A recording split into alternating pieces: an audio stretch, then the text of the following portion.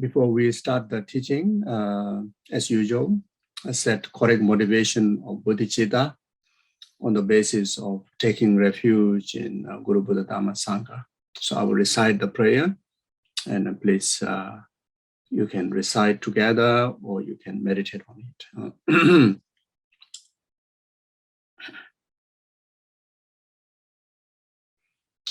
Sangye Jodang Zoje Jonala, Janju Bado Dani Janje, Daje Zojebe Sonamje, Rola Benje, Sangye Dubara Ejo, Sangye Jodang Zoje Jonala, Janju Bado Dani Jason, Daje Zojebe Sonamje, Rola Benje, Sangye Dubara Ejo, Sangye Jodang Zoje Jonala, Janju Bado Dani Jason, Daje Zojebe Sonamje. Dola Benjere Zanje Lubara Jo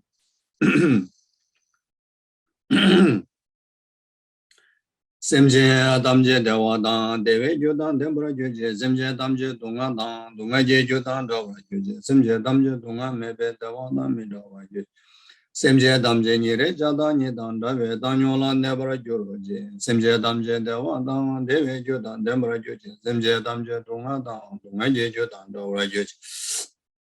Semje Damje Dunga Mebe Dewada Mindawa Joje, Semje Damje Nire Jada Nidan Dave Danyola Nebra Joroje, Semje Damje Dewada, Deve Jodan Dembra Joje, Semje Damje Dunga Dan, Dunga Je Jodan Dova Joje.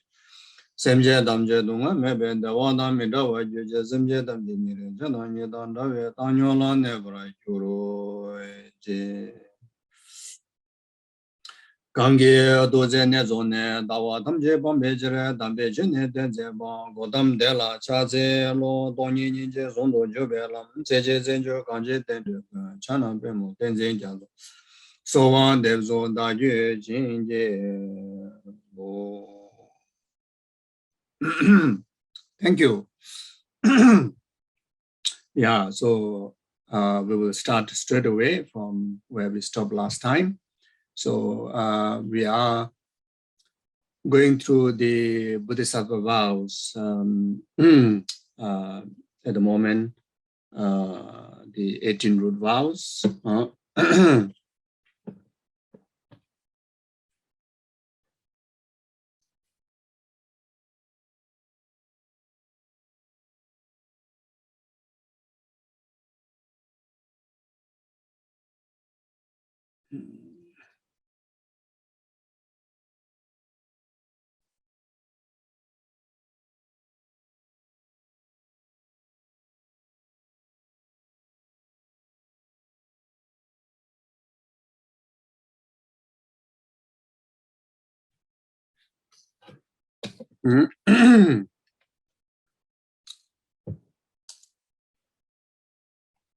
Yeah, we have covered up to the 9.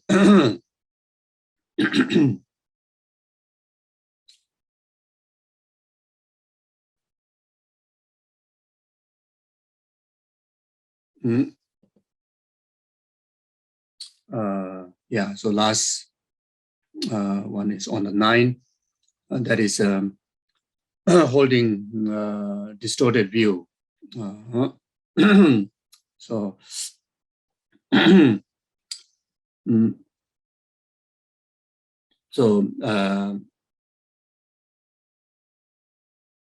after receive the Bodhisattva vow, then if we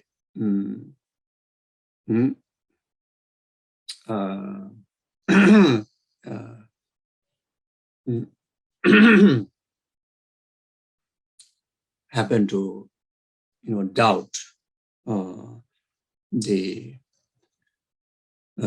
karmic law, cause and effect, then existence of Buddha Dhamma Sangha.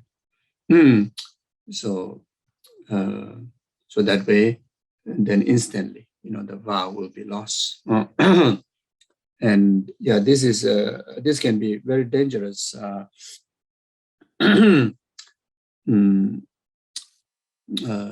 to say? It is, if not careful, it can be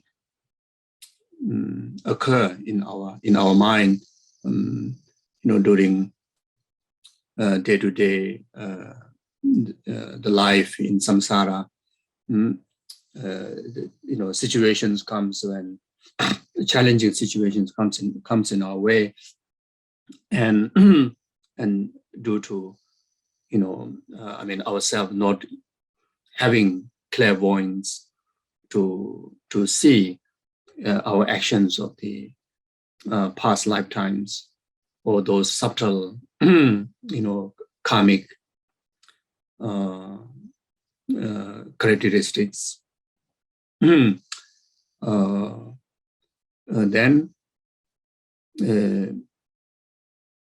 just looking at the present time when we are engaging so much in Dharma practices, virtuous practices, but then the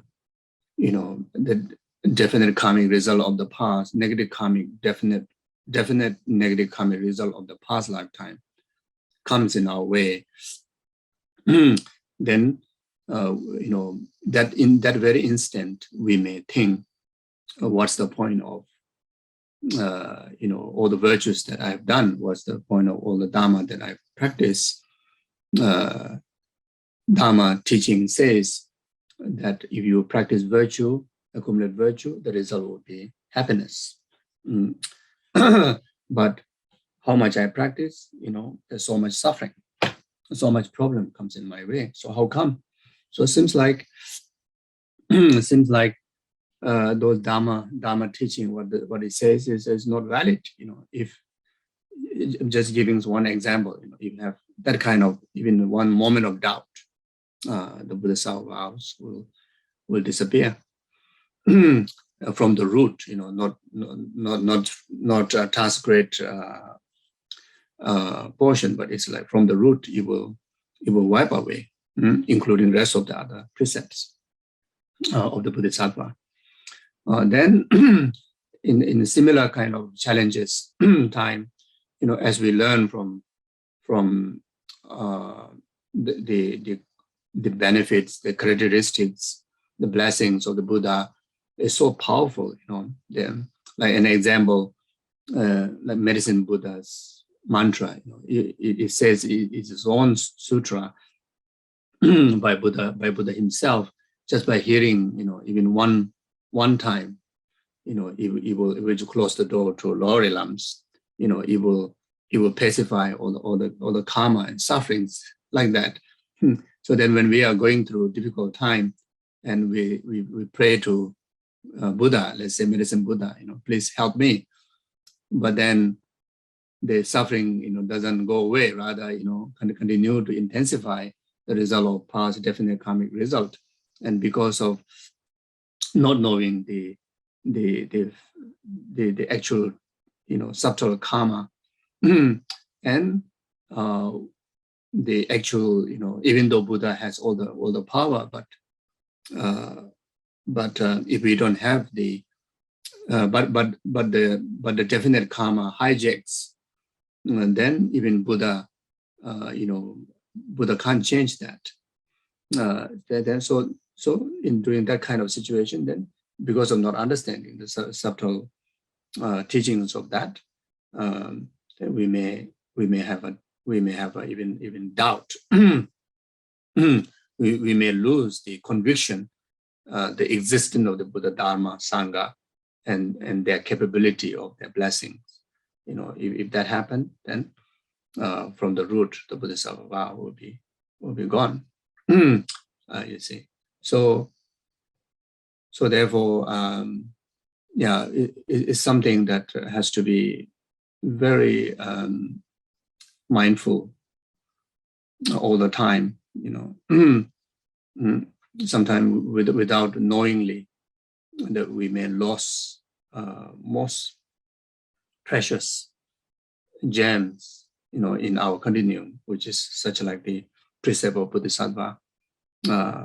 So it will be great loss of opportunity to accumulate, immense of merit, like that. So the best way is, day to day, whenever you get opportunity, retake the vow. Even you may think that I have not broken, but still you refresh it, you refresh all the time. So at least by these 4-line prayers of refuge and bodhichitta. So not just the 6 times, but all the time. Whenever you remember, while cooking, you can do that. While walking, you can do that. So just reflect on the meaning of refuge and the meaning of the Bodhisattva precepts. Then you refresh it. So something like that. Okay. So the 10th is destroying places such as a town. So destroying any town or country such as by fire, bomb, pollution, black magic, and so forth. This includes destroying the place that is inhabited by others, such as houses. So, so this, I think, quite rare for us, to happen to us. But in any way, there's a danger of ourselves contributing to the conditions. So therefore,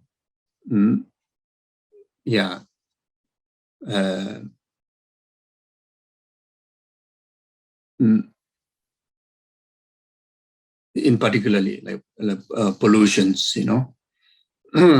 so from here, I think Bodhisattva practitioners, we really can practice about caring for the nature, respecting, caring the environment. So Mahayani practitioner can be a very, very good environmental, practitioners. So we can also understand from Buddha's own life,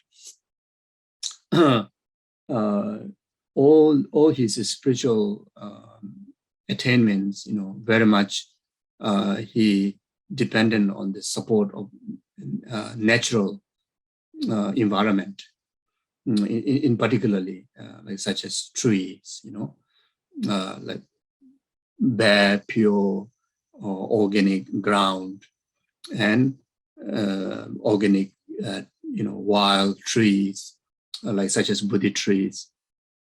So when he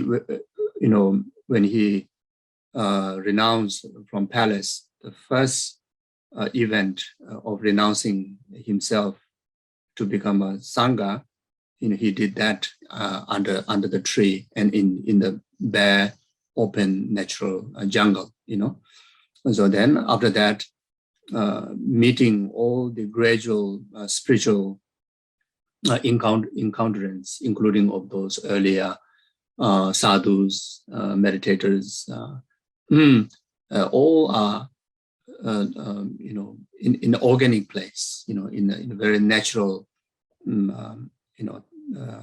deep in the jungle or in the mountains, like that. Then conducting his main practice training, the six years of retreat, that was also under the Bodhi tree. And then after that, actualizing the enlightenment in Bodh Gaya was under the Bodhi tree. So that time there's no man-made kind of concretes. And then after that, when he did the first turning wheel of Dharma, or before that, for 49 days, he remained meditation, in the nature, in the pure nature. Then the first turning wheel of Dharma is also, in the jungle, in the deer park, among the nature and nature, the wild animals, and the jungle. Then the second wheel turning of Dharma is also in the Vulture Peak, where it's a rocky, organic rocky mountain. then the third wheel turning of Dharma, also in the jungle. Then passing away in the parinirvana, also, even though that, by then surrounded by many disciples, but then he passed away in the natural, environment, like that. So therefore, so it is something very practical, in particular in today's time. The Buddhist practitioners, I think it would be wonderful, to contribute to the conservation of nature, and so like it start from our own garden, planting as many beautiful trees and flowers as possible, and even it may be, even you are staying in the flat, maybe just even would be with a small pot, planting flowers, planting trees, etc.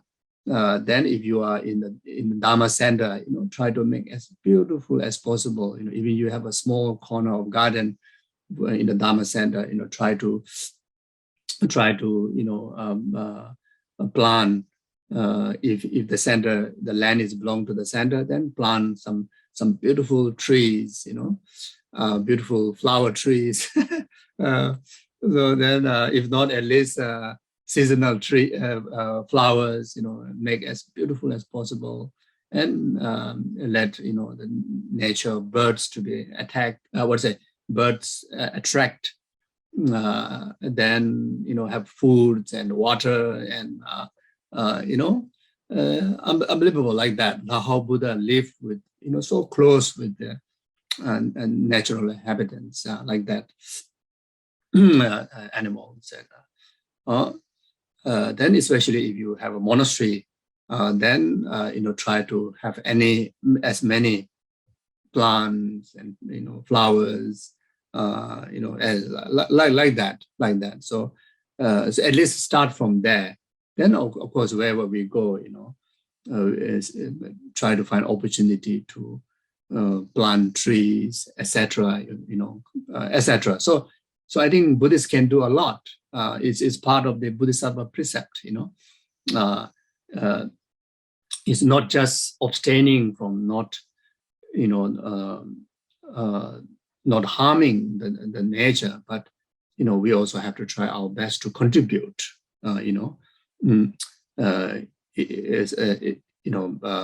that is part of the morality. Not just abstaining from harming, but also gather the virtues. Then the motivation is in the service of sentient being, in the service of the nature, like that.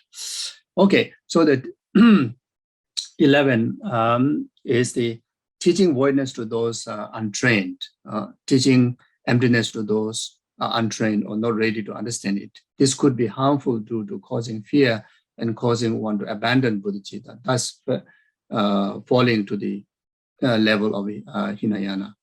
So, teaching emptiness. First of all, before you teach emptiness, one need to be fully qualified.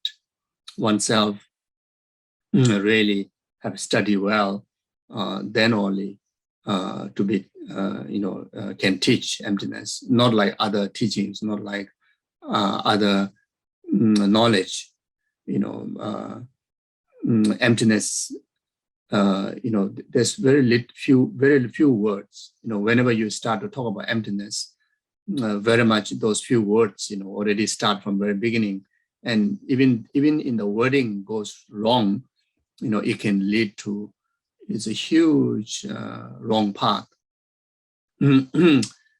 So from our side, we have to, best we gain the realization, if not, at least we ourselves have some genuine experience, through daily meditations, losing of self-grasping, and really having more and more firm conviction in interdependent rising, and voidness of inherent grasping, and at least have a thorough study the the emptiness presentation, such as by Nagarjuna, referring to like such as fundamental wisdom. Then such as Lama Tsongkhapa's, emptiness teaching, like the wisdom chapter of Lamrim, etc. There are many other teachings, but at least you got the clear understanding based on the fundamental wisdom by Nagarjuna. Then very much one will understand all the other rest of the presentations and commentary in relation to emptiness. And for us, some of the philosophical texts are not so available. So the text which is most clear and most available, and which very much everywhere we study, which is the Lamrim Chemo, the great Lamrim, Lama Tsongkhapa's great Lamrim, the wisdom chapter, to be thoroughly studied. So that's one thing. As far as concerned with the receiver, the someone that whom you wish to share the emptiness, and their side need to be ready to really listen, the teaching on emptiness. Even yourself may be qualified, but if the listener is not fully prepared, not fully ready, then it may lead to losing, their faith in the Buddha, because of the misunderstanding, in relation to the voidness, such as nihilism, nothingness. So then, they may lose faith in relation to that understanding, that misunderstanding, towards the perfect teacher Buddha. Then even lose faith, lose conviction in the Dharma, conviction in Dharma, through the misunderstanding that is a wrong presentation. Is the teaching that emphasize the nihilism of everything, every existence. So etc. like that. So therefore, it brings danger of losing faith in Buddha Dharma Sangha, and also it brings fear if someone wrongly introduce the voidness, when instead of they understand the existence, they conclude their understanding of emptiness in complete annihilating of entire existence, then that brings immense of fear. That's one thing. Another thing is that if the student is not fully prepared to listen to emptiness, due to the if not fully prepared to listen to emptiness, if in case the student really come to a point that realizing emptiness, so just before just very much before realizing the emptiness, all practitioners of emptiness experience the absolute voidness. And there are moments, to experience absolute voidness. The experience is very much extreme nihilism. The experience is very much like extreme nihilism, like losing everything. Then there is a natural experience to all the realizers that have a great sense of fear.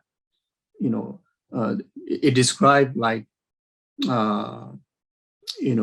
suddenly in a natural space, suddenly you face with the hungry tiger, right in front. When you face like this, you right there, hungry tiger is just a few feet away of attacking you. The fear before realizing emptiness, when you experience the absolute voidness, go through that kind of numberless time greater fear than that. So can you imagine the fear when we meet the tiger? How fearful you were, maybe, isn't it? Can you imagine?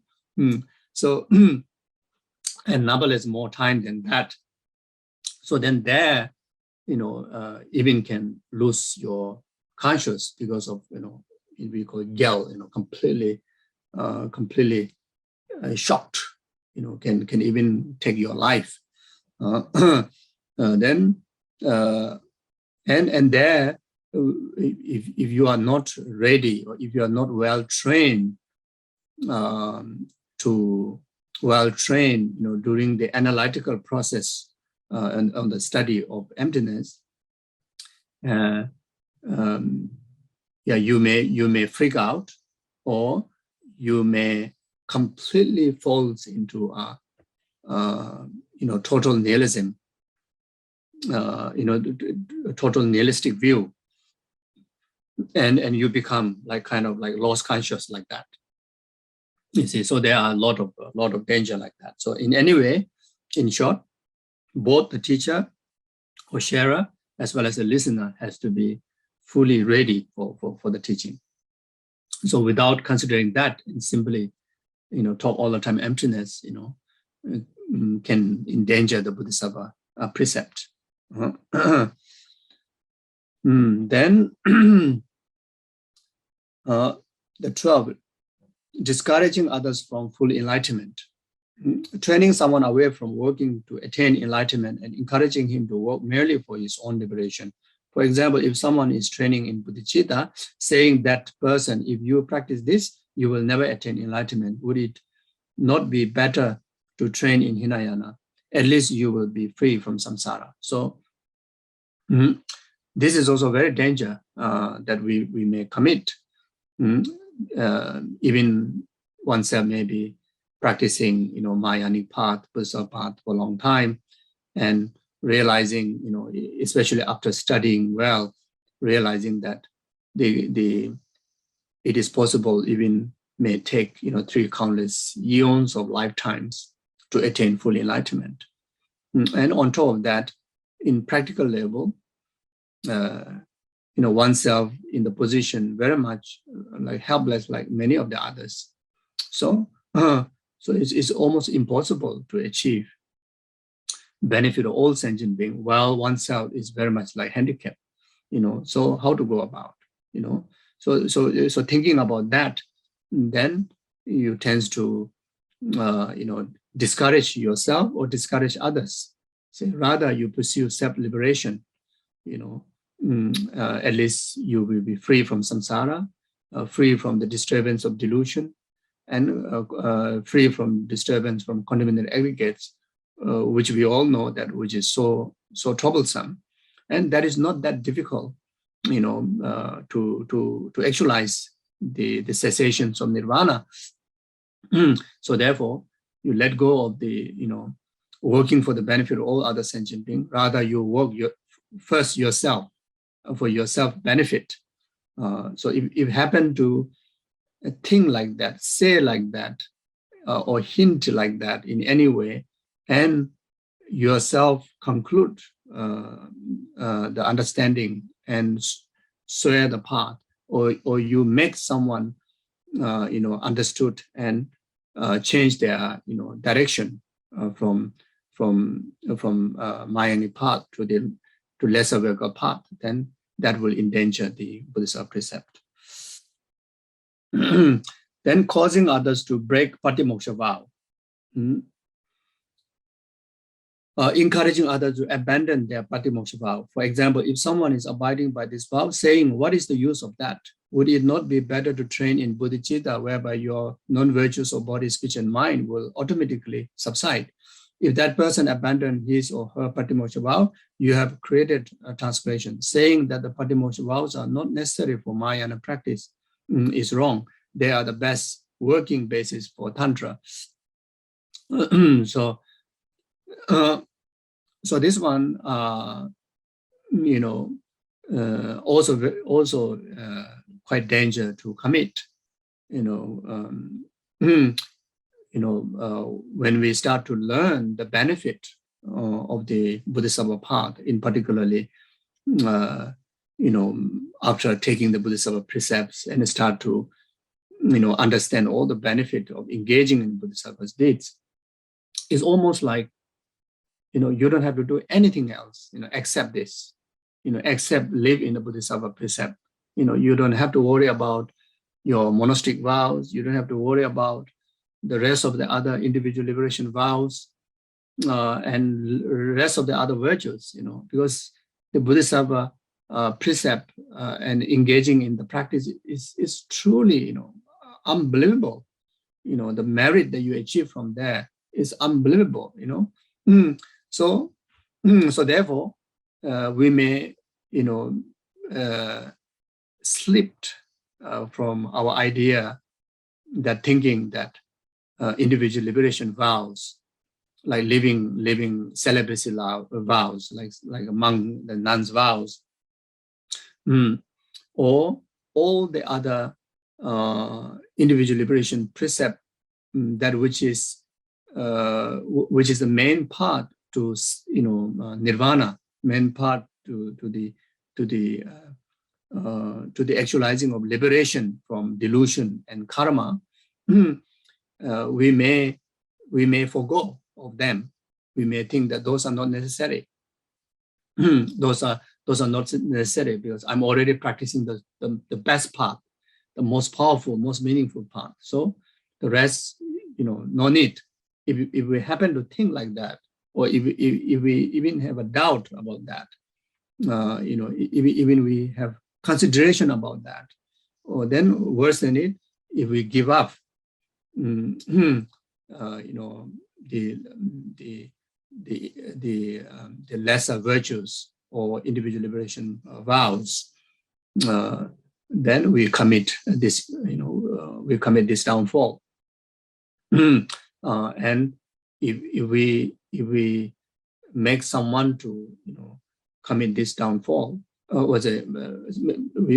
we condition someone to give up their individual liberation vow, even though you encourage them to practice Buddhist vow, but on the course of that, you make them lose their individual liberation vow, then we will, cause this vow like that.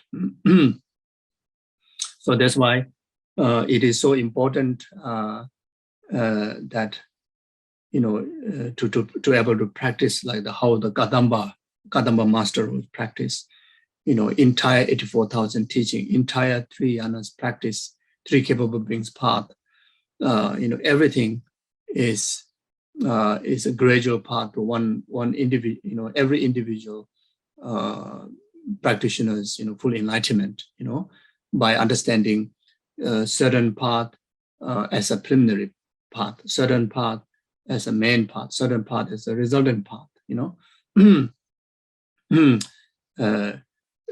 all the Vinaya practices, main practices of the small capable beings path, small capable being and middle capable beings path, all are the main path to Sarvaka and Pateka Buddhas,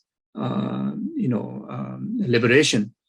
All those are so important as a preliminary basis for a Bodhisattva practitioner.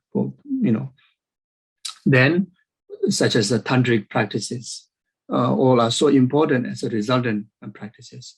Without any of them, the Bodhisattva practitioner won't able to achieve ultimate goal of full enlightenment. You see, so even one single word syllable, one single syllable of the Dharma, you see supplement to your practice, and you're able to integrate as a supplement to your practice. There's not even one single Dharma, to be to be discarded or to put aside like that. So this is how Kadamba would practice. So if we practice that way, then no danger to this precept.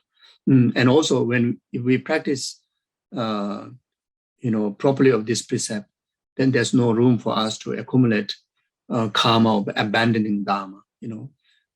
So this will also protect us committing heavy karma, abandoning Dharma like that.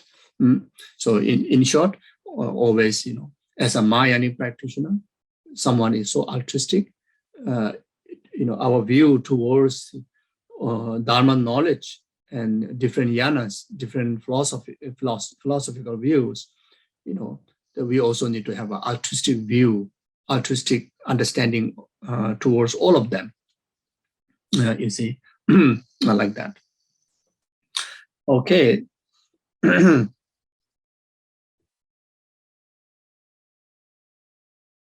14, belittling those who follow Hinayana, causing others to hold the incorrect view that you might hold regarding the Hinayana teaching, such as saying that that by practicing the Hinayana, one can never give up attachment or be released from the suffering and delusion. If the other person believe you, it is transgression. So, so this is in particularly, very much like communicating with the lesser vehicles practitioner and discounting them and their teachings and their practice. And it's very much telling them that, the wisdom that you practice is not the ultimate antidote to eradicate the delusion. So therefore, you will not achieve the actual liberation.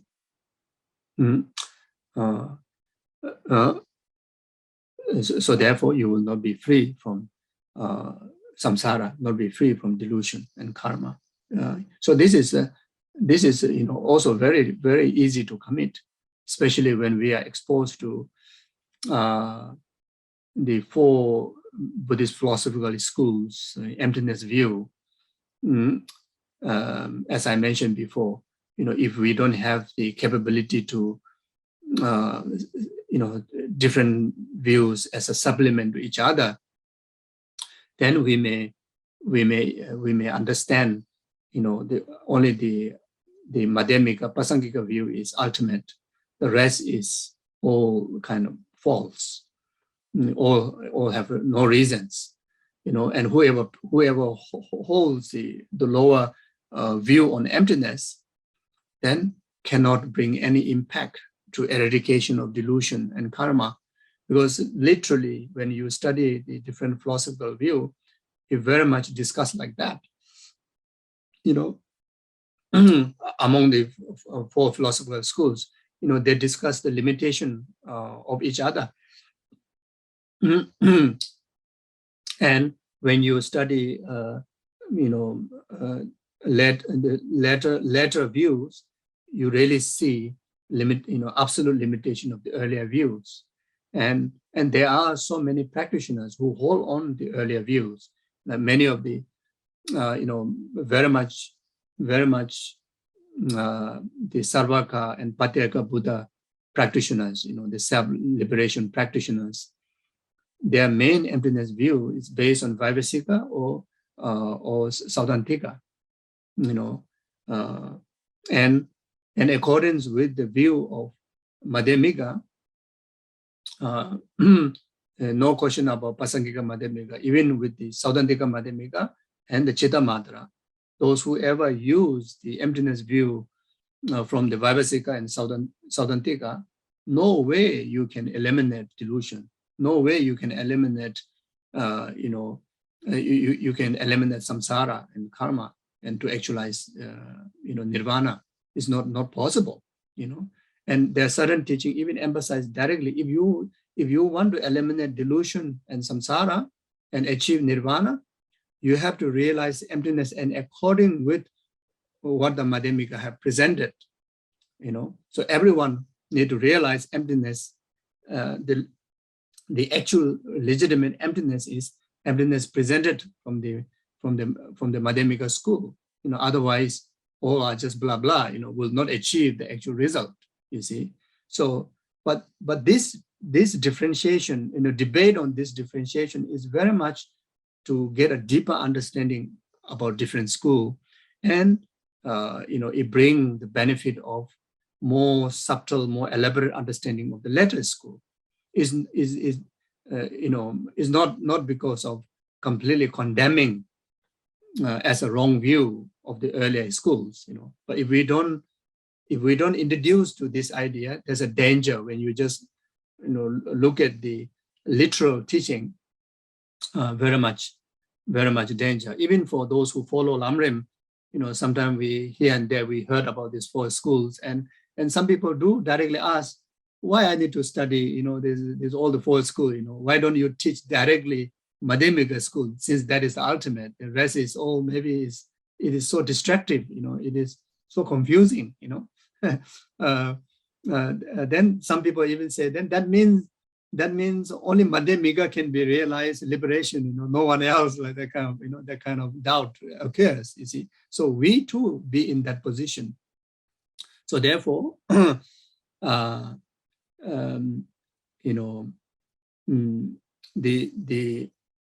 interpretive, the presentations, the literal presentations of the different philosophical view has a huge benefit and reason for discussion, for advancing our deeper understanding on the emptiness view. Ultimately, all these different philosophers, they realize the legitimate emptiness view. Whether you want to label that view is Pasankika view, Madhyamika view, or the Vaivasika view, but what you realize is you realize the actual emptiness, You see, so so like that. So in any way,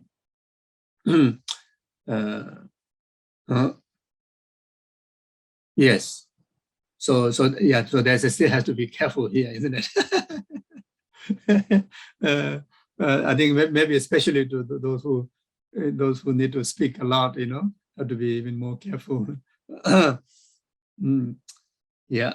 So then there's also danger, not just on the view, but looking down on the lesser vehicle practitioners, and that is also very, very possible for many, and may not be directly kind of belittling the lesser vehicle, but sometimes we say, I am Mahayanis. There's a lot of ego, lots of kind of self-importance and self-superiority. I am Mahayanis, I am a tantric practitioner. The rest common practice is just so small. What I practice is unbelievable. That kind of thing. And indirectly, when the lesser vehicle practitioners or the sutri practitioners, when they realize, when their feeling is hurt, and not only that, they have a doubt about their own path, then there we may, bring danger to our precepts. You see, so therefore, I mean, as a usual practice, that all the time, offering so much respect, so much importance. Like the greatest example is like how His Holiness Dalai Lama would do. He offers so much respect, not only to the Buddhist different schools, but also to even the non-Buddhist schools, very much to every other believers. And so skillfully, he shared his own philosophy, his own the philosophical view, like such as the Madhyamika emptiness view, and also he skillfully share and illustrate the Mahayanic attitude, the altruistic bodhichitta attitude, and those people who communicate with him, they feel so comfortable and so respected of what they are already practicing, but at the same time give so much inspiration to learn your attitude and your view. It's unbelievable. It's so wonderful. And I think this is exactly the Bodhisattva's conduct And if each and every one of us able to practice like that with everybody, and we can able to preserve the Mahayanic Dharma so perfectly in our best level by inspiring so many others. But at the same time, we really make every others to feel importance of what they does. It is such a wonderful, element to harmonize among different faith, among different practitioners. Is really, really wonderful. Then 13, proclaiming the false realization of voidness. So this is also quite danger. Proclaiming false realization of voidness, although you have not understood emptiness, teaching others. If you meditate on this, you will be like me and you will understand emptiness directly. This cheats others through pretension. If the other person believe you have realized emptiness, it is a transgression. So, yeah. So the best antidote to this is always remain humble in our practice, in the realizations. Always practice humility, and which is not lying, which is what do you call, to protect these precepts, as well as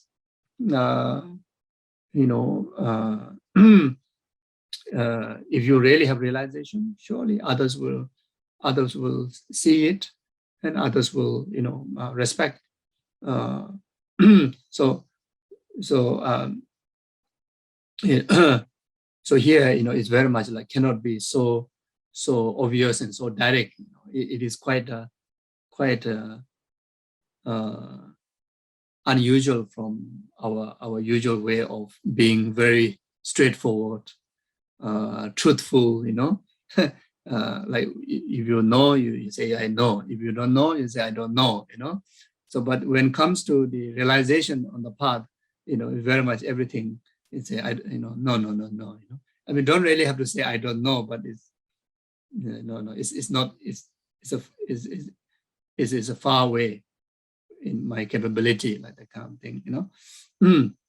Like again, the good example we can learn from His Holiness. His Holiness, I mean, is a living Buddha in the human ordinary form. Living Chenrezig is enlightened being. Like even from the Bodhisattva aspect, is Arya being, who definitely have realized emptiness directly. But His Holiness always say, no, it's a far away, but I have a great inspiration. I have a great inspiration in emptiness, and this is must realize, and have to put immense of effort. And he always emphasized that, over 60 years, from since young, every single day, without missing, I put effort studying. Even today, I still study, I still meditate, I still practice. And yeah, there's a great hope that I may reach here, reach there, but never claim that I've realized emptiness. So these are very, very. But from his living example, is like, and his wisdom, we can understand. Someone who really realize it like that. Then even for the attitude, like bodhichitta attitude, like His Holiness, like Kyabja Lama Sobaram Buche, everybody, they kind of say they're far away from the realization. Like Kyabja Lama Sobaram Buche all the time say, I'm like a Mickey Mouse, like that kind of thing, But his every single moment of life is absolute Bodhisattva, living Bodhisattva. So now, no doubt about that, you see. But so those are very, very good. I think living In Buddhist practice, one thing very interesting is the more learned you become, the more humble you become. The more learned you become, the more the humble you become. The more realized you become, the lesser worldly concerns, lesser ego, lesser delusions it become. So real sign of realization is, losing of the delusions. The real sign of becoming scholar, becoming learned, a good practitioner is the humility that you see from their when they speak, when they engage with you, when they're living example, the humbleness, you see. So as a Buddhist practitioner, we very much no need CV. Yes, we don't need the CV or the what do you call the we don't need anything to promote. we don't need anything, any description to promote who you are.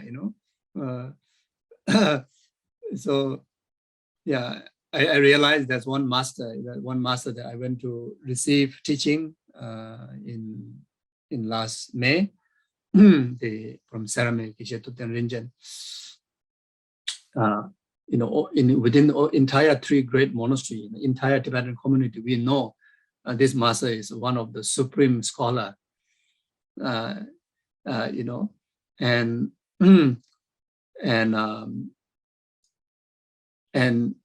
he got all the opportunities to be the most kind of like celestial respected positions, like including of like great monasteries, abbot, etc., and even going through the Ganden throne holder line. He just simply escaped everything.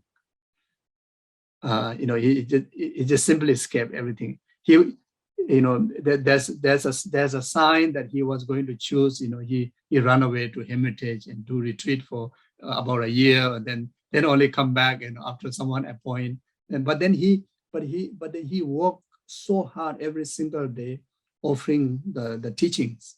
He does all the duties, and give advice and all the things, but never kind of wanting for the positions. It's completely and also completely avoid throne. Sitting on the throne and using brocades. And kind of like those elabority, like kind of treating you importance is unbelievable. It's not just like happened just now like that. Its whole life is like that. Okay, my point is maybe not just that one. What is my point? I lose my point.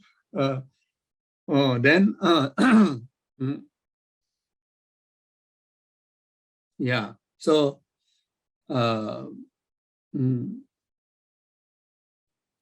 yes. So, yeah. Then, yeah, the humility, unbelievable humble, unbelievable humble, but then so clear of his teachings, the clear and the the sharpness, accuracy, or everything, and including the volume of the vows, is like really can what do you call shine, in 10 directions like that. And put tremendous effort in working for the benefit of others, but when it comes to the any kind of flashy kind of glory, all these are completely renounced. extremely, extremely humble. So these are great examples, yeah. So like that. Always when someone say, you are such a learned, or then always kind of no way, so far. But then ask question on certain point and give you the best answer, give you the most profound answer, but never carry the name like that. So anyway, so yeah, like that. And who is really, really richness with, all the Dharma lineages, oral transmissions, commentaries, initiations, sutra, tantra, basically everything A to Z is really a wish fulfilling, teacher like that. So anyway, so I mean, in today's modern time, I think especially in the West, practitioner of Bodhisattva vow, here, have to be, I think, very careful, because we kind of, even in, in the circle of Dharma, we very much have to say that I know this, I know that, or I practice like this, all the quality we have to emphasize. I mean, maybe the organizations or the disciples may do that, but if the Dharma teachers, and the sanghas and the practitioner ourselves impose on that, then that may danger our precept here. Okay.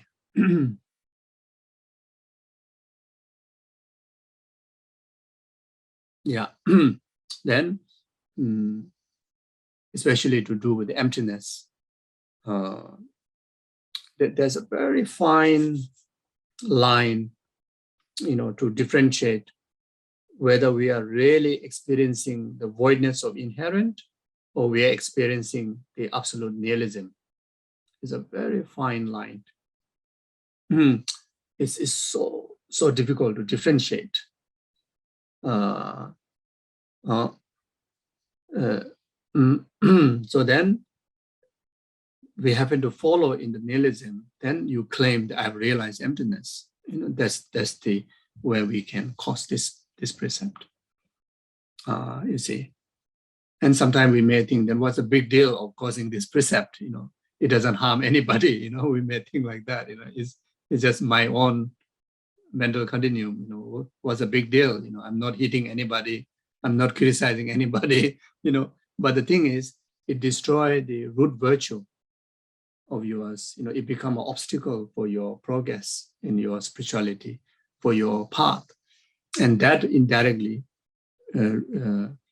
cause harm to numberless sentient beings. As a Buddhist practitioner, the quicker we achieve all the tools to benefit sentient beings, sentient beings will receive, benefit from you, isn't it? If we delay through our laziness, through all this bringing obstacle into our path, then even one moment of delaying perfecting our path, and that delay, the liberation for all sentient beings, you see, especially of those who have a karmic affinity with us, whose enlightenment is solely dependent on you, your enlightenment. There are many sentient beings like that. Most obvious one could be all our family members, who do not practice, who don't have time to practice or who have no faith to practice, and you are practicing it. And it's very obvious, your enlightenment is far more faster than them. And because of the karmic relationship that what you have with your family and close one, it's very much that you are very much responsible for that, you see. The actual fact is we are, as a Mayanic practitioner, ourselves is responsible for all the other sentient beings' enlightenment. If we cannot think that extensive at least we can think, we can understand that for our family members, the loved ones around us. You see, so therefore, transgrading these precepts, bring obstacle in the progress, in particularly to do with emptiness, because emptiness is the path. Emptiness is the actual journey towards enlightenment. You see, actual journey towards liberation. How great bodhichitta we may have, without emptiness, we cannot eradicate the defilement. You see, so enlightenment, the Dharmakaya, is a cessation from defilements. You see, so therefore, in any cause we cannot, transgress. In any cause we cannot bring direct obstacle in relation to do with emptiness. You see, and the biggest obstacle that we can commit is by falling into nihilism and internihilism, by falling into either of the extreme. And right now, like people like me, I am filled with the obstacle of, internihilism, filled with obstacle internihilism. Like, entirety of my mind is completely contaminated with inherent grasping, inherent ignorant, was ignorant of inherent grasping, ignorant of true existence. You see, so and through the emptiness practice, try to clearly clear this obstacle. But then, when you are quite there of clearing the obstacle of internihilism, but then right at the very verge, you fall into another biggest obstacle, which is falling into nihilism. Then there's a big disaster, So that's I think can relate to this particular precept. So even many learned, practitioners, learned scholars, when they fall into nihilism, during this particular point, and mainly emphasize due to lacking of merit. When you don't have the support of merit, then even though that you have so much knowledge on emptiness, and you have such a great training through analytical meditation on emptiness, and really come to the verge of realizing emptiness, then you are unable to do so, and you fall into nihilism because of lacking of merit. So that's why, while you are meditating on emptiness, together we have to cultivate the deeds of altruism. So that way, then, there's a kind of protection, along the way, especially in the subtle moment like that. Then 16.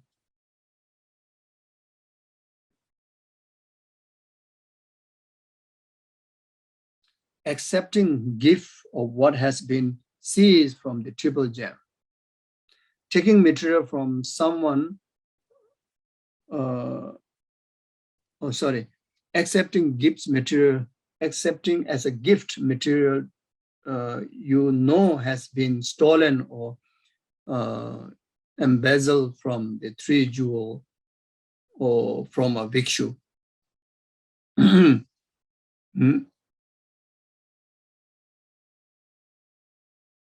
Yeah, so this one,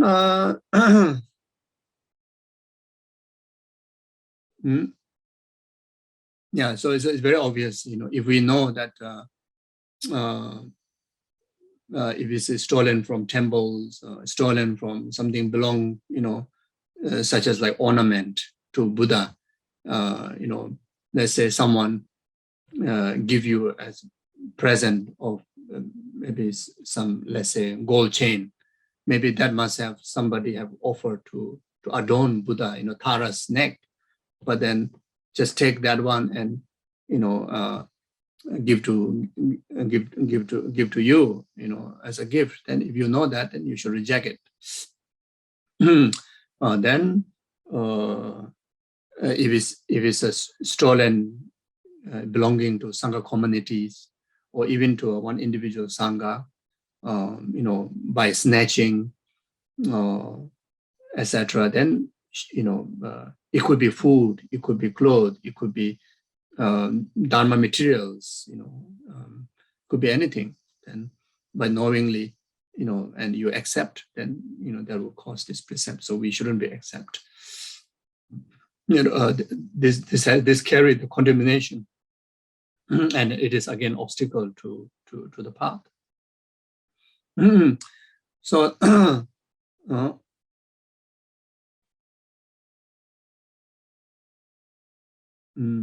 so then I think this one, especially when we receive gift, from in charge person of like monasteries, or maybe Dharma centers, as a souvenir, as a gift, you maybe as a sponsor, benefactors or students or whatever. And then if the responsible people, those gifts that are offering to you is not taking permission from the committee or etc., then just simply give, breaking the what do you call the protocols, then we shouldn't accept it. So it's quite a subtle, bit difficult to know. So like that.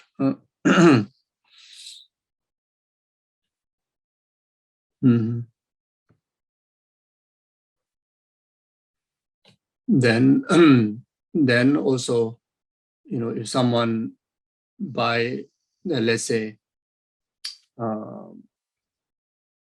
think, but this one, I think very much, if you knew that the object that you are receiving is not pure, in relation to this very much, ethics, then you just reject it like that. Yeah. Okay, then praising as a passing false judgment.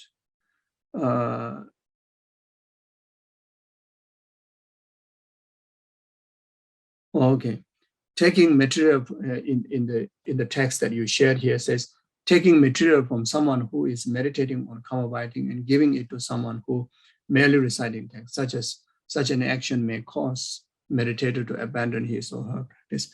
So this one is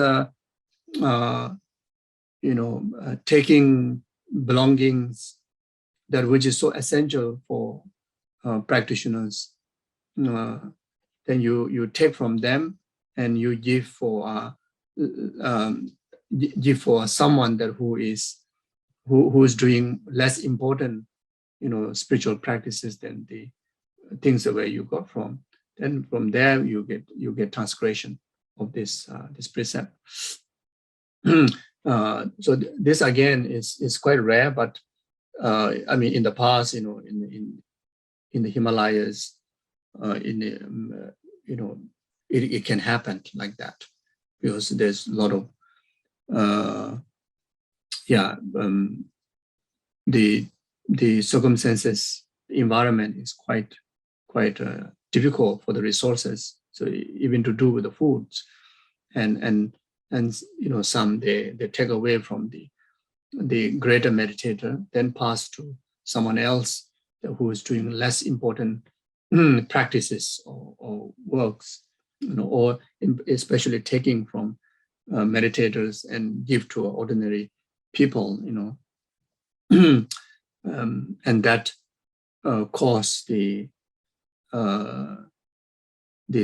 sustainable necessities for the practitioner, and the practitioner has to give up their practice, So So like that. So I think this is quite rare to this day's time to happen. But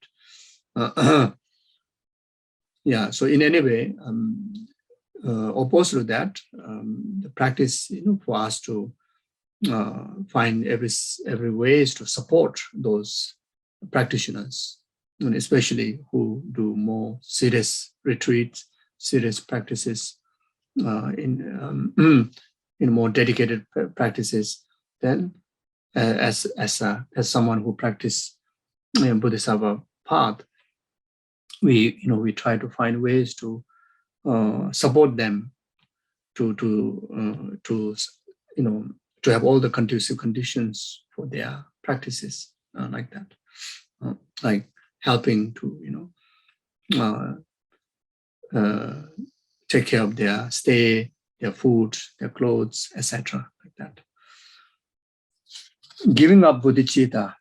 So then, number 18, abandoning bodhicitta by thinking, I cannot help sentient being, or I do not want to help this particular sentient being. So this is this another very serious and very critical, precept. Without needed all the 4 conditions to encounter, just having the idea or doubt, just having the idea, will lose the root vow, such as the number 9 and number 18, like that. So it's abandoning bodhicitta by thinking, I cannot help sentient being, So after taking Bodhisattva vow, and then there are times that, you doubt your capability to work for the benefit of sentient being all the way up to achieving full enlightenment. So that will lose the vow, and this is very dangerous. This is so possible to occur in our system. Or then in particularly, thinking that I do not want to help this particular sentient being. This is so dangerous to occur to us.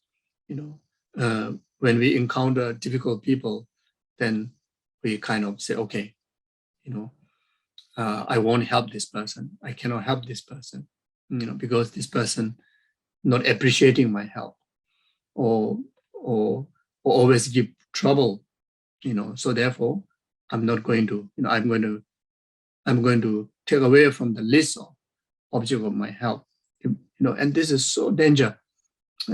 So possible to occur in our system. So therefore, always practicing the 4 immeasurable thoughts is so crucial in our day-to-day life. That's why one of the mantra that we always have to recite to remind is refuge in bodhicitta and 4 immeasurable thoughts. Especially 4 immeasurable thoughts all the time. Remind, especially when encounter some imbalance attitude towards others because of others' of way of relating to you, then immediately recite Semje Tamje Dewada, Semje Tamje, and all sentient being, loudly, Semje Tamje Dewada, may all sentient being abide in happiness and cause, I will cause them happiness. All sentient beings free from suffering, I will cause them to free from suffering. All sentient beings abide in equanimity, I practice that equanimity, you see.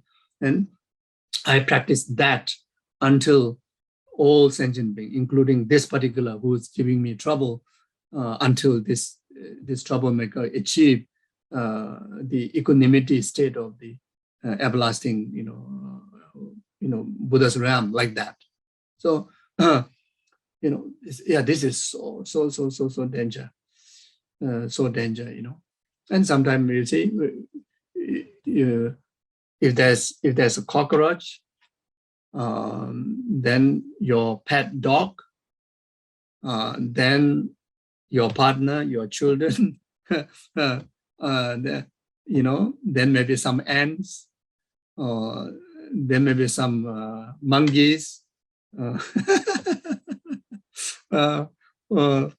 then maybe the noisy neighbor, or could be all this come together. Then from there, then you really test your bodhichitta vow, particular this one.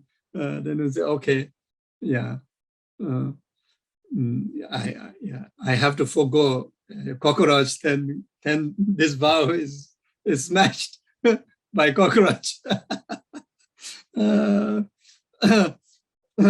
So to really to have equanimity to all of them, is not easy, isn't it? It is not easy. It is so tough, and sometimes even among our own family members, siblings, parent, partner, children, among all of them, or even just among the children, some children are, they express so close to you, and some children they are quite step back from you, and you have so kind of, even you want to buy a gift, you will buy the one who is so close to you, and you most likely will put aside the other one, isn't it? Or maybe you buy the less expensive one to the other one, more expensive to so even that can cause this precept, so serious, you see. So even though outwardly we may balance it, we stay a bit away from a cockroach and we stay closer to your pet dog, but our heart has to be completely equal, completely cherishing to the well-being of both equally.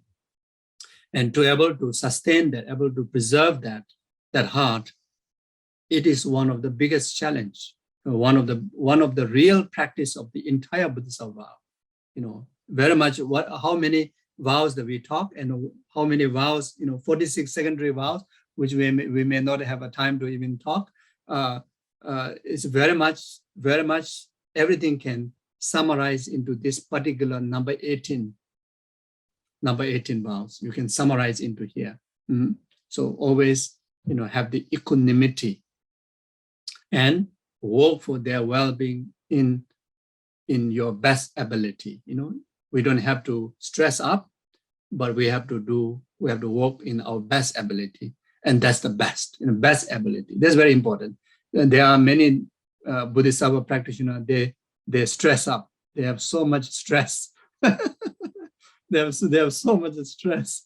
It's too much for me. My head is exploding. So therefore, I better give up. Many people do give up like that. So therefore, you must encourage yourself. I do my best, and I'm still ordinary person. I'm still training. You see. So I need to go step by steps. You see. But I am doing my best, and I'm not giving up at all. And you are good, like that. But then emotionally, externally, naturally, you have to be skillfulness and balance. You cannot express outwardly equanimity to everybody. So that's understandable. If you are I mean, the gift you're buying for your pet dog and the cockroach won't be the same. So it's understood, isn't it? If you want to give a food, you have to be different, isn't it? So that's all right, And even your children, some may like this, some may not like that. So there will be a lot of differences. That's fine. That's fine. Here, talking about the attitude. Your love, your compassion, your understanding, your responsibility of concerning of their well-being has to be equal all the time. So that means there's no aversion to some and attached to some, or neglection to some. So the meaning is we cannot have anger to anybody, aversion to anybody, and we cannot disregard anybody, including cockroach. And we don't have to have an overwhelming kind of attachment to some special people, somebody. The the interest, the wanting to make others happy has to be equal from your heart to any beings, you see. So as long as we have this balance, immeasurable love, immeasurable compassion, immeasurable empathy, immeasurable equanimity in our heart, we are safe. We are safe in all Bodhisattva's precepts. We are also very steadily, developing ourselves, progressing, without any doubt, whether you know or not know. As long as you know this four immeasurable is intact in our system, we are steadily progressing in our path like that. Okay, so okay. Okay, I will just quickly read. Okay.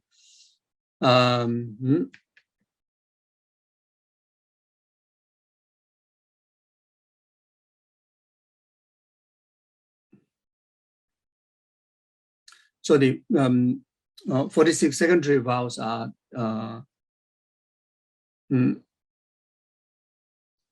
is very much how to say, stretched from from the 18 root vows. There are many. It's a similar, many similar to the 18 root vows, but they are not same, because all the 46 secondary vows, in order to transgrade, no need to encounter all the four conditions. So that's one of the difference. Within the 18 root vow, many need to encounter, mostly, except the number 9, number 18, all has to encounter the four conditions. So 46, none of them need to encounter four conditions. Just counting one condition is it will break the precept. And another difference is 46 secondary vows, by transgrading it, it does not lose the root vow. That's the difference. Even all the four conditions are complete for the secondary vows, it will not lose the root vows. As far as concerned with the 18 root vows, beside number 9 and number 18, by encountering the four conditions, one vow, one precept encountering the four conditions, it will wipe away entire root vows, entire 18 root vows.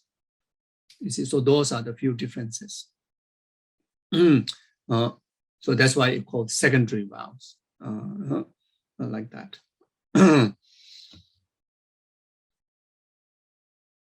And 46 secondary vows is very much, more elaborate, illustrated practice, or more focused practice of these 6 paramitas, practice of the 6 paramitas, which is by practicing, which is so essential, condition to develop bodhicitta. Those who have not actualized bodhicitta, it will condition to develop bodhicitta. Those already developed bodhicitta, it will condition to progress the bodhicitta, including of actualizing the state of enlightenment, which is the state of the sixth perfection, in the state of the 6th perfection, which is Buddhahood. So that's why the 46 secondary vows are very important. So all these are listed in Lama Tsongkhapa's teaching. So in the cessation Guru Yoga, you don't see the list of these 46 secondary vows, but when you recite the 18 root vows, you can reflect on that like that. So the first to 7 is connection to the perfection of generosity. So first one, not making offering every day to 3 jewels with your body, speech, and mind, by making prostration, offering praise, and meditation on their qualities. Second, without trying to oppose your greed or dissatisfaction with what you have, following the mind that strives to accumulate more.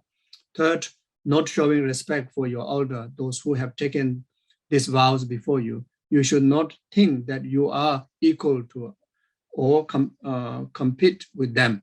It is better to make offering to them. If you respect masters and elders, it increases your knowledge and brings prosperity to the place. Fourth, through hatred or laziness, not answering or giving wrong or distorted answer to sincerely ask question that you are capable of answering. Fifth, not accepting invitation or offering of food or clothes from others because of their anger, wanting to hurt the other person's feeling. Pride, considering yourself of too high a rank to be seen with the humble people, or jealousy, thinking that others of the higher rank than yourself will look upon you with scorn if you are with humble people. Number 6, not accepting gift of money, gold, and so forth from others, such as a sponsor, because of anger, pride, jealousy, laziness, or harboring of a grudge. Not accepting because of compassion, seeing that the person will be short of that item. It is not a transgression of this vow. Number 7, out of hatred, laziness, jealousy, miserliness, or grudge, or negligence, not giving teaching to someone who is interested and sincerely approach you for Dharma. You should not think of your own hardship in giving teachings. So this one is related to the practice of generosity. So in conclusion, you can practice these precepts in the 3 practice of generosity: generosity of material gifts, generosity of Dharma gifts, generosity of protection. In your very best, you try to practice these 3 moralities. These 3 practice of generosity. So then all this precept will be included there. Then from vow 8 to 16 are in connection with the perfection of morality. Number 8, ignoring, belittling, not forgiving, and not helping those who have broken their moral discipline by cultivating the 10 immoralities, defiling their Patimoksha vows, committing the 5 uninterrupted crimes, or breaking root Bodhisattva vows. Instead of being hateful and disdainful, you should generate compassion. Then number 9, not instilling faith in those who follow the path that is not your own practice or your main interest. For example, if a follower of the Hinayana desire that kind of teaching, it should be given so that he develop faith in the path. If you focus to give a requested teaching that you are qualified to teach, it is a transgression. 10, performing action which are of lesser benefit to others because of rigidly adhering to the Vinaya. By preoccupying yourself with a small activity, you may miss an opportunity to help sentient beings. If you have an opportunity to immaculately benefit others, you transgress this vow by rigidly adhering to the Vinaya and 7 virtues of body, speech, even though it hinders your opportunity to help. 11, not committing one of the 7 non-virtues of body, speech, to benefit others out of compassion. If circumstances deem it necessary, the Bodhisattva it allows to commit one of these non-virtues and must do so. However, you must be very careful. Without having actualized bodhicitta, it is difficult to transform into virtue the 7 non-virtues of body and speech. 12, accepting material that has been gained by yourself or others through one of the 5 wrong livelihood. Flattery, praising others to gain something for yourself. Hinting, such as saying the gift that you gave before was so nice, thereby implying that you want more. Bribery, giving a small things to receive a large one. Extortion or blackmail, pressuring somebody so that he has no choice. Hypocrisy, changing your usual actions to make a good impression so that others will give you something. 13, having your main interest to be idle gossip and frivolous activities such as dancing, playing sport, listening to the radio, or drinking, or involving others in frivolous talk. All of this cause your mind to wander, and you waste time that could be used to practice Dharma. 14, wrongly thinking that Bodhisattva remain in samsara for 3 countless great eons and are not afraid of delusion. It is not necessary to try to abandon delusion and achieve nirvana. This is incorrect thinking.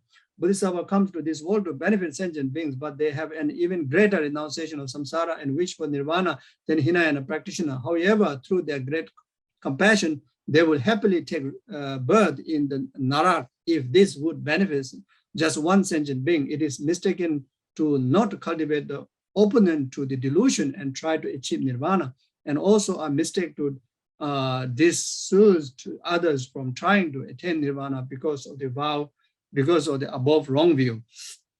15, not trying to avoid a bad reputation or not abandoning the bad habit of body and speech that are the cause of your bad reputation. In order to be more effective at helping others, you need to abandon notoriety. You must try to stop a bad reputation, whether it is deserved or not, so that you can benefit others. Any other motivation is part of the Eightfold Dharma. Number 16, not correcting the deluded actions of others when you are capable of doing so. That is not pointing out somebody's negative habits of body or speech.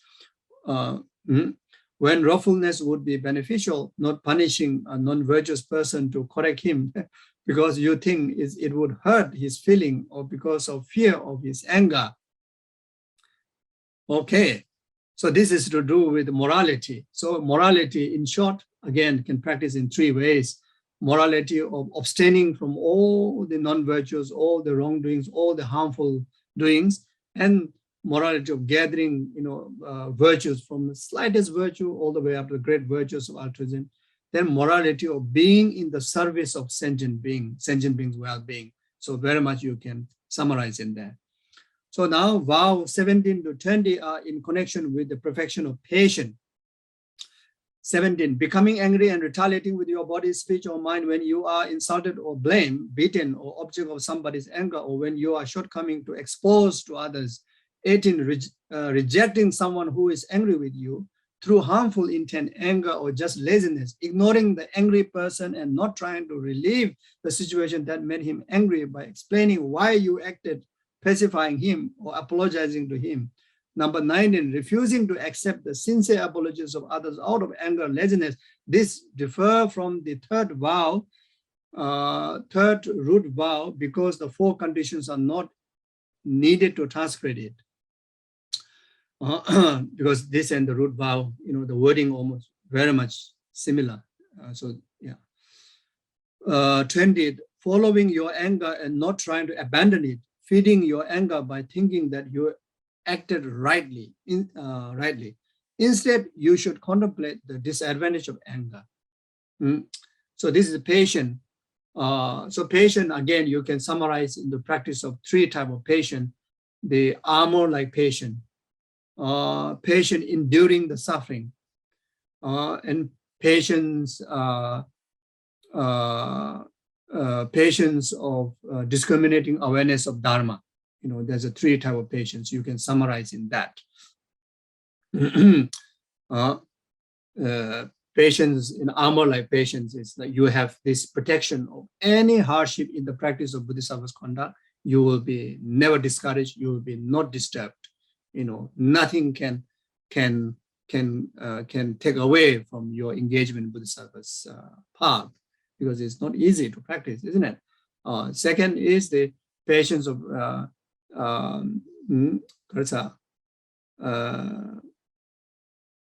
then what I said, the second now gone away from my mind.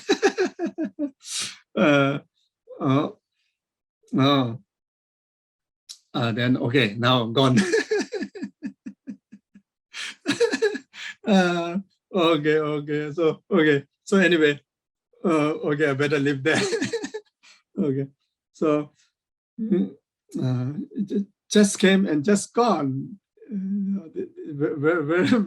very quick guess.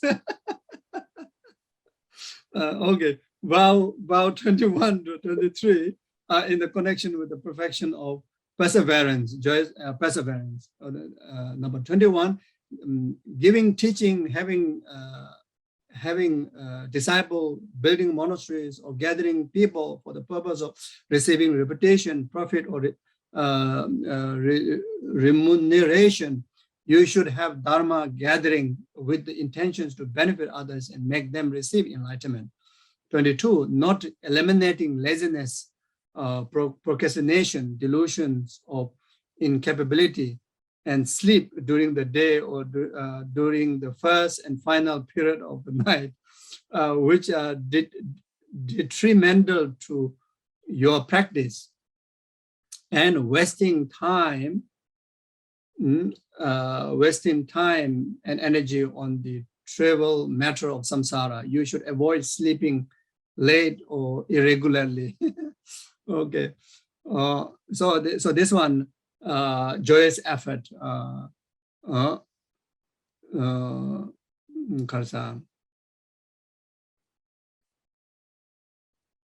Now seems like everything wipe away to all together. There's a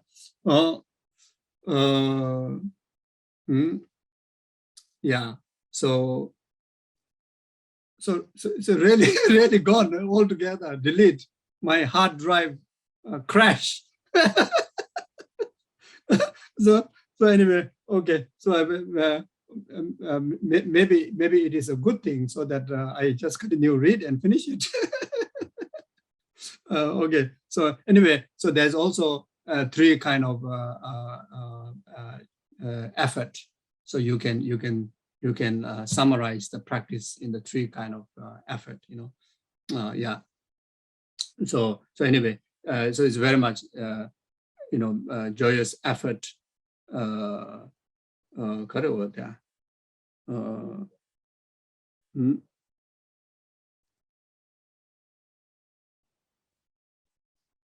Yeah, so here also it's very much like what I said in the patient, Goche Tsundu is very much like armor like effort. So again here, you never lose courage when you encounter any form of obstacle in the journey, in the practice of the path, especially Buddhist path. Not easy, you see. Then joyous effort in gathering virtues, and joyous efforts in being in the service of sentient being, like that.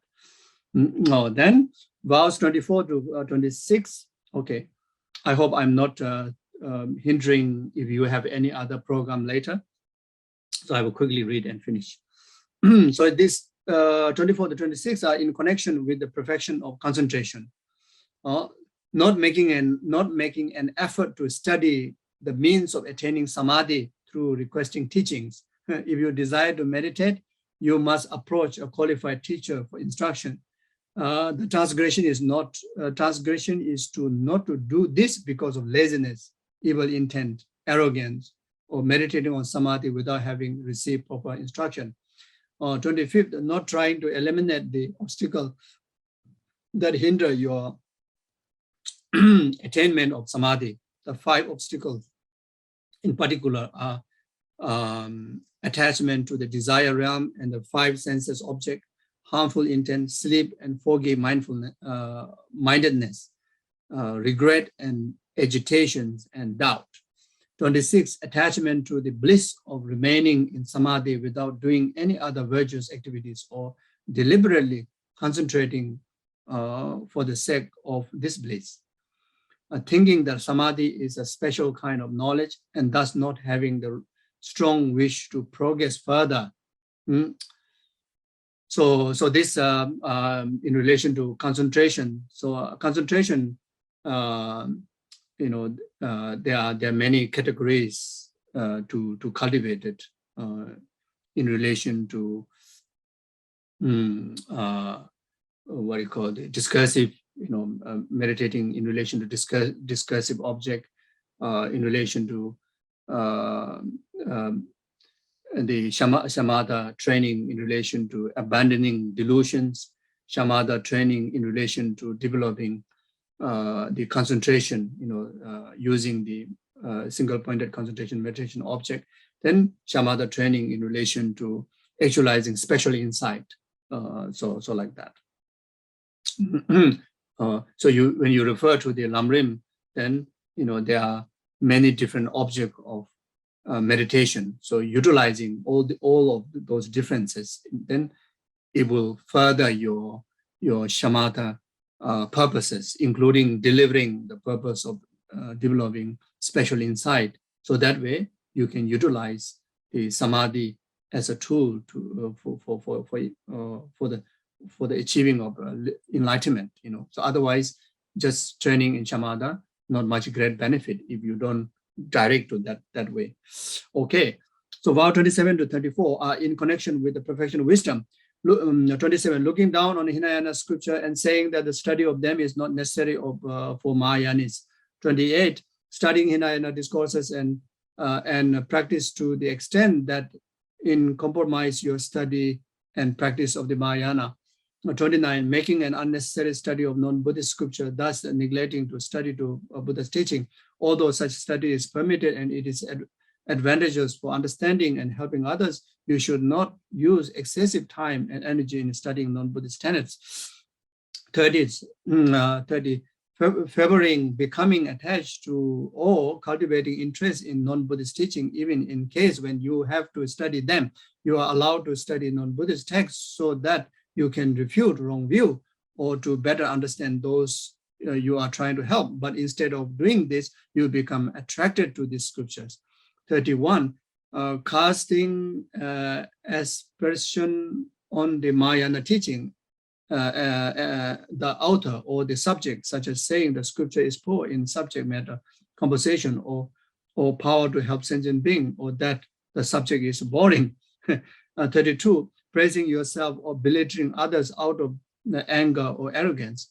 33, not attending discourses, debate, discussions, pujas, or ceremonies because of arrogance, laziness, or anger. 34, not respecting but abusing the guru who gives teaching and show the path, seeking only his word without contemplation of their meaning, the wisdom. So that again, wisdom that directly antidote to antidote to the ignorance of inherent grasping, then antidote to the self-ego-centered attitude. Then there's the emptiness in relation to emptiness of person, emptiness in relation to emptiness of the aggregates and the rest of the phenomena. So then they are using different analogies. So best tool to train in the practice of emptiness is using the tools of interdependent arising, meaning to establish the voidness of inherent. So that way, then you continue to develop your altruistic wisdom, all the way to achieving the Buddha's omniscient wisdom. Verse 35 to 46 are in connection with the perfection of morality of helping others. So this one is also, can understand as the 4 ways of benefiting sentient beings, or 4 ways of drawing disciple. Is in one word. Then the six paramita, the practice of 6 paramita, to make it special to the Mahayana, Mahayanic paramita. Then at the end of each one of the practice contain the paramita of serving sentient being, which is like the morality of helping others.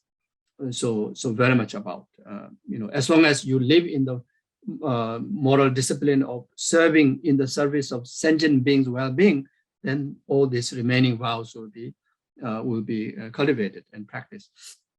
So 35, not helping those in needs of help when you have the capability to do so.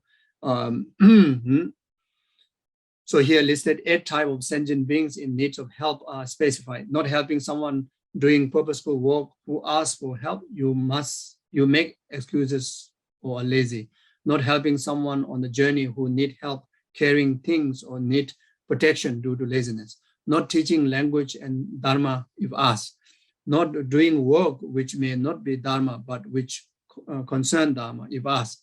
Not helping protect another person's possession if you have the time and ability if asked. Not unifying a couple if asked. Not going to a meal if you have a time and ability if asked. Not going if invited to create merit such as to puja or if you have the time and ability. Not helping sick person with material or service because of hatred or laziness. So that is a 36. Now 37, not working to alleviate suffering, but instead avoiding to help eliminate it through anger, laziness, or negligence. This refers to people such as blind, deaf, paralyzed, those with the missing limbs, those with the difficulty in breathing, trouble on the difficult journey, people having the 5 obstacles, those in material distress, those who are paranoid, who have lost their authority or position, or have been abused by others. 38, through anger or laziness, not exhorting, correcting, or activating a lazy person or person who does not know virtues from non-virtuous action. If you see a person engaging in frivolous activity,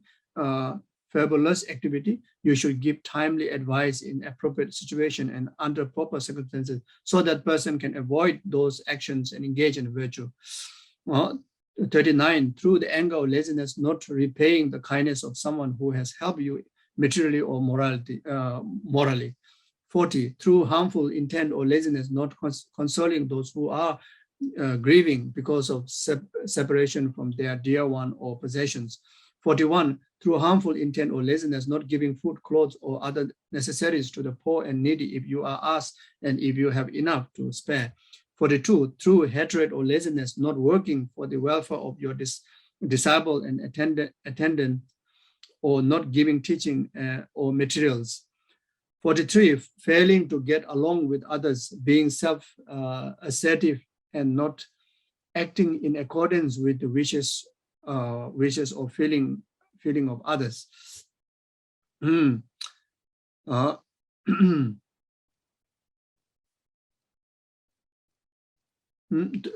of others. Through lack of concentration, you do not act according to the level of their mind when you are capable of doing so, and acting that practitioners can do differ according to their level of mind. If you have actualized bodhicitta, it is difficult not to transform negative actions or body speech into virtue.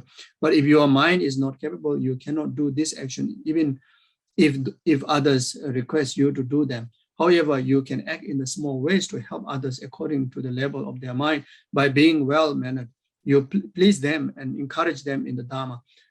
Transgression of this vow occurs if you are Dharma practitioner and you lie down in the comfort without being concerned about others, or you may be with worldly people and use bad manners which cause them to become angry or lose their devotion. 44, not praising those deserving praise or not rejoicing in others who praise, learn, and realize beings. 45, not preventing those doing harmful actions from continuing their action by whatever means is necessary according to the circumstances. The boastful may need to be looked upon down and the violence punished physically. Those harmful to society vanish. Out of laziness or attachment to those people, you do not act when you have the authority to do so. Abbot and discipline should punish or permit those who are misbehaving. Transgression consists of having the power to do something and not doing it because you do not care about the harmful person himself or about those he is harming, or because of you are lazy. 46, if you possess psychic power, not using them in the time of need, such as to frighten someone who is about to do a non-virtuous act so that he will stop, to enhance others' faith, or to subdue them. Okay, these are the 46 secondary vows. So now, if in case you break the vows, you need to restore, or even day to day, just making sure to keep the vow purely. Then there's verses to restore the Bodhisattva vow. This line: "O Buddha, Bodhisattva, and Guru, please listen to what I say now from the depth of my heart. Just as all the Buddhas of the past develop the thoughts of the enlightened true bodhicitta, then practice the stages of the graded development, following the training of the Buddha's children. So may I too, for the sake of all beings, develop bodhicitta and follow the training exactly as all the Bodhisattvas have done." So recite this 3 times, then you can restore the vow. You can also use His Holiness Dalai Lama, emphasize this particular, restoring of the Bodhisattva precept. Here in the text it says, "With the wish to free all beings, I shall always go for refuge to the Buddha, Dharma, and Sangha until I reach full enlightenment." Refuge, take refuge first. Then, inspired by wisdom and compassion, today in the Buddha's present, I generate the mind of full awakening for the benefit of all sentient beings. You visualize Buddha in front of Bodhisattva in front of you, then you express the generations of the bodhicitta. Then dedicate this way. As long as space remain, as long as sentient being remain, until then may I too remain and dispel the misery of the world. Thank you very much. I stop here. I'm so sorry for taking extra time. So I did one teaching more detail on all these precepts to some other class. If the note come out, then maybe next time I can share with all the practitioners here. So then you have more, more elaborate presentation. Okay. So anyway, here already very elaborate, very much I think compiled in relation to Captain Lama Soparamichi's teaching. So it's very, we don't need any more elaboration there, isn't it? Thank you. Okay, we dedicate as like all the Bodhisattvas who dedicate after accumulating merit for the benefit of all sentient beings, may we too dedicate that way. So I recite the quick dedication prayer, and you can do that in heart. Okay. Jawa de nyodo da lama sanje do jene do aji jamale ba de sala go ba chanjo sumjo mo chama je panam je jawa nya ba me ba yong ko do ba to ni tawre mo chama je panam je jawa nya ba me ba yong ko do ba je ni tawre mo chama je panam je jawa nya mo me ko do ba ju kare ra be ko be singa de pena de wa ma le ju ne chere se wa de je ju shabe se de ba do den ju tu ja je jangwa ja be de nyo ba ko zo do ba cho zo ko be le me to do ba ta zo de je ko do sha de jame ba wo ji da kem ba ko do sa ba de ya de ji 다고 제주도 달로지 자와데 다담저라도 모두 저집에 자와담지도 모가 가라주도 모가 다지 제베 자와데 삼보주지라도 모가 제 파마섬제담 제된다 냉겨진거로담지 다도 도와다 전주 서바가나 소주베 대다 군지 몰람 도브저로제 섬제네 바지 바녀도 내려 다지 두웬네 몰라 다도 중앙 메버 좀 바지 된 감도 좀 템바니 외친도 싸워야 된저 불러주도 템바 요레네 다시 쇼 메다 소와미 그 비친도 바도 섬제로 바도 삼바주지로 다시 니몬들 신들 니면 고야 들레지 Ninzendado delebe kunjo sumye tashi show. Thank you very much for the opportunity and take care. Thank you. Thank you.